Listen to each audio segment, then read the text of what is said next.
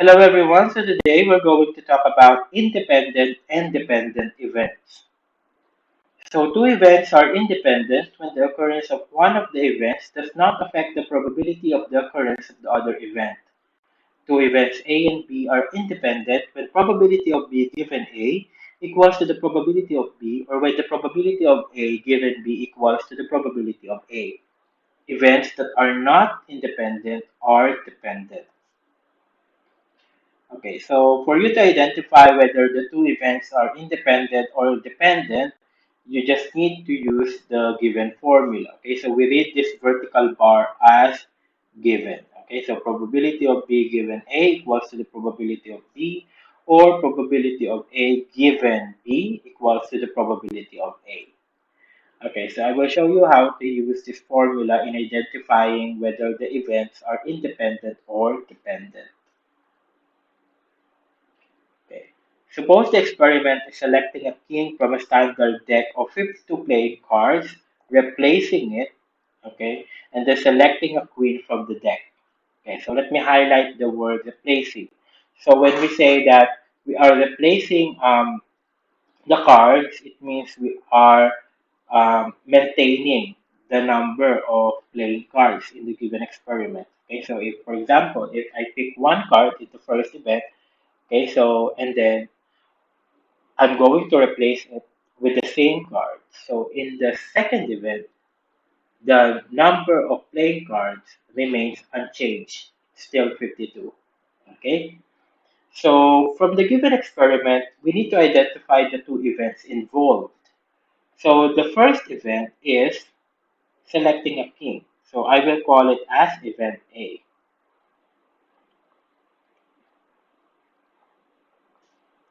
And then event B is selecting a queen.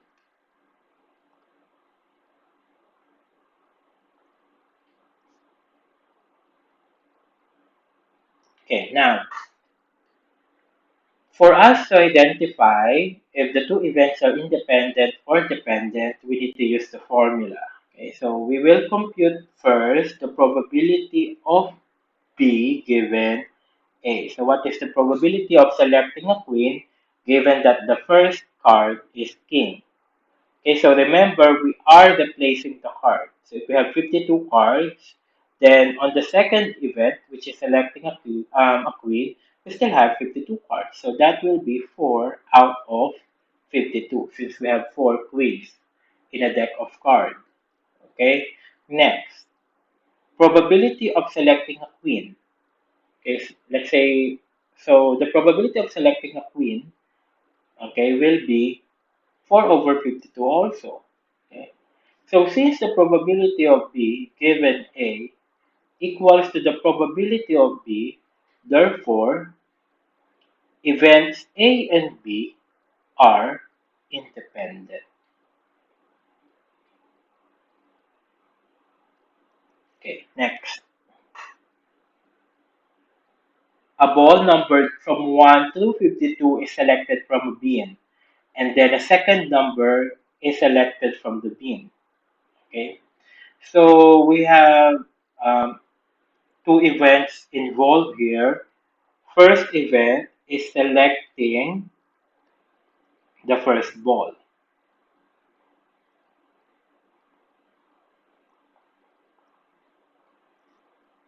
And then event B is selecting the second ball. Okay. We are not replacing the ball. Okay. So if I have 52 balls on the first draw, then on the second draw, there will be 51 balls. Okay. So from here, we can say that the events are dependent because the probability of the second event will be affected by the probability of the first event. Okay, so let's compute this, okay, to show you that the two events are dependent. So the probability of selecting the second ball, given that the first ball is already selected, will be 1 out of 51. Okay, so since the first ball is already selected, the number of balls remaining will be 51.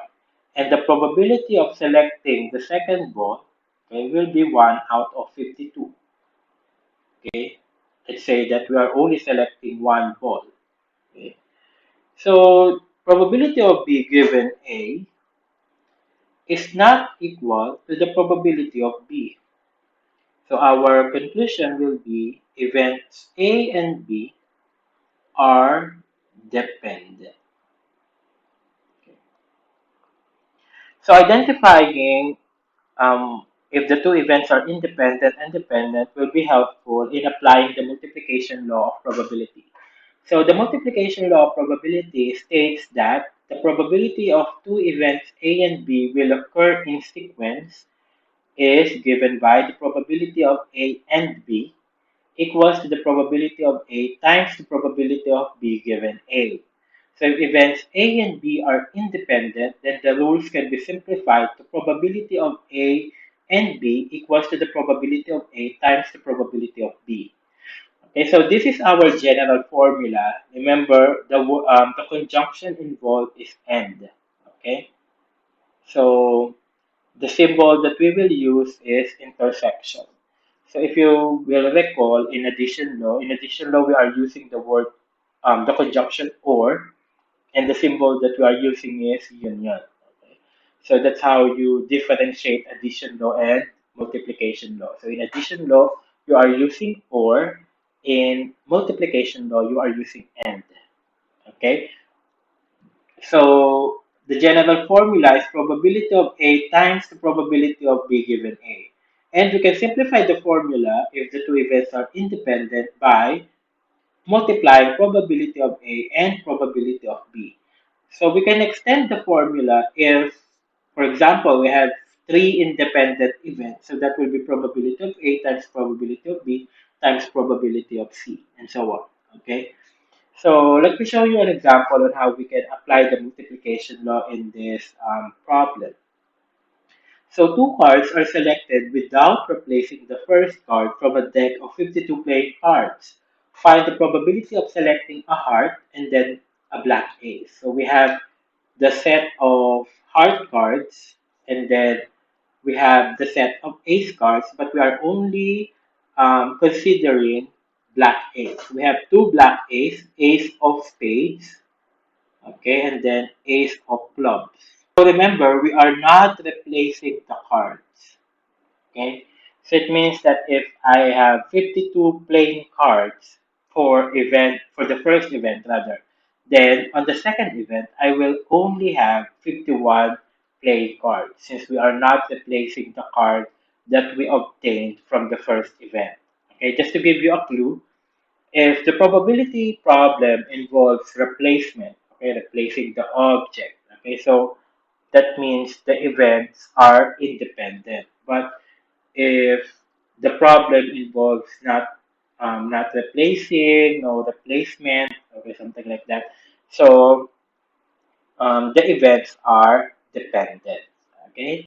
So in this experiment, event A is selecting a heart,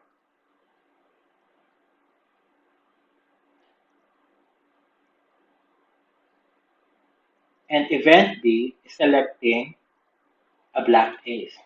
Okay. So again, no replacement is involved in the given problem. So therefore, we can say that the events are dependent. Yes. Okay.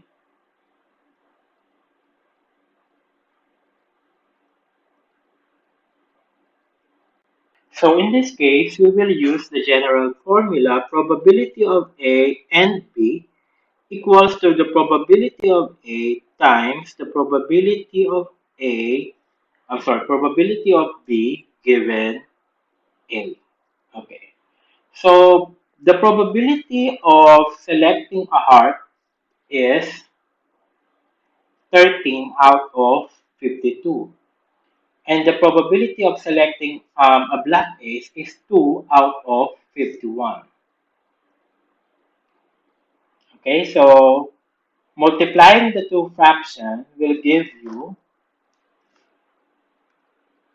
26 over 0.2652, or in decimal,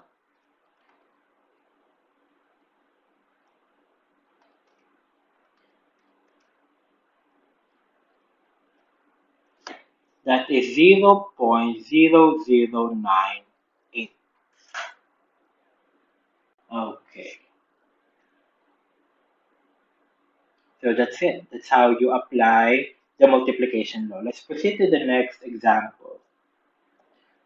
Suppose you have a box with three blue marbles, two red marbles, and four yellow marbles. You are going to pull out one marble, record its color, put it back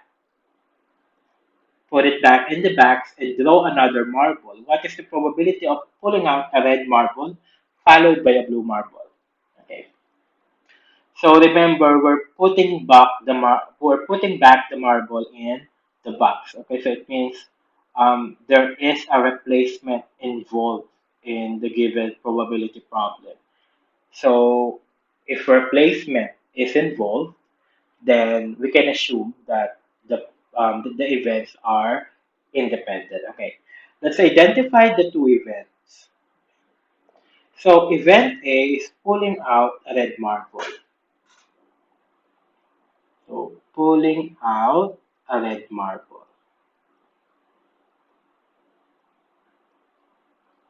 Event B is pulling out a blue marble.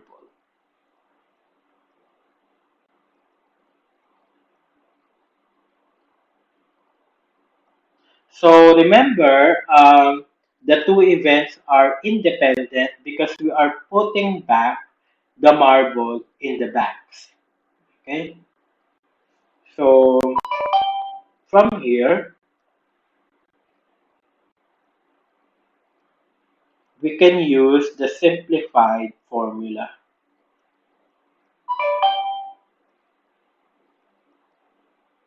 Okay, so let's now proceed with our next example. The probability that a person in the United States has type B plus blood is 9%. Five unrelated people in the United States are selected at random. First question, find the probability that all five have type B plus blood. Okay, so this 9%, or in decimal 0.09, is the probability that the person in the United States has type B plus blood. So that is the probability of a single person only. But we are going to select five unrelated people. So selecting five unrelated people um, means that the events will be independent. Okay? So to find the probability that all five have type B plus blood, we're going to multiply the probability of a single person that has type B plus blood five times. Okay? So this will be, so probability of all five will be 0.09 raised to the fifth power. Okay, so because we are multiplying 0.095 times. So that is 0.000059. Okay, so there is a very small chance that you can get all five people to have type B plus blood. Okay. Next, find the probability that none of the five have type B plus blood. Okay, remember your probability of getting the probability that a person has type B plus blood is 9%. So the probability that a person do not have type B plus blood, okay, will be the complement of having a type B plus blood. So that will be 1 minus 0.09 will, will be equals to 0.91. Okay, so the probability that none of the five